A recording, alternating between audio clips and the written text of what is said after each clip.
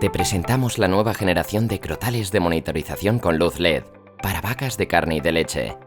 Estos dispositivos combinan el liderazgo del mercado en monitorización y la tecnología de los crotales con componentes que han sido probados en millones de vacas de todo el mundo, para ofrecer información en tiempo real sobre la reproducción, la salud y la nutrición de todas las vacas de la granja.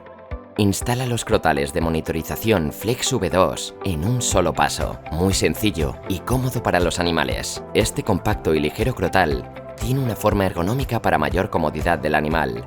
Su diseño único lo mantiene bien sujeto y se libera fácilmente si queda atrapado. El indicador LED multifunción permite identificar rápidamente los animales que requieren diferentes tipos de atención. Ahora cualquiera puede identificar estos animales de un solo vistazo. Gracias a su batería con vida útil de 5 años, se necesitan menos cambios de crotal, ahorrando tiempo y costes y minimizando el estrés a las vacas.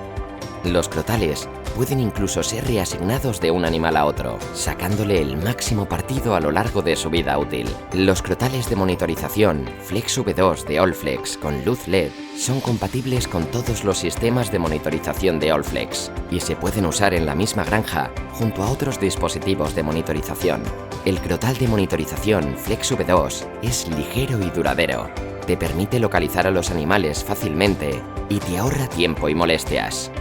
Es el nuevo dispositivo de monitorización de Allflex, que aumenta la eficacia y productividad de tu granja y reduce los costes, a la vez que proporciona máxima comodidad y seguridad para tus animales.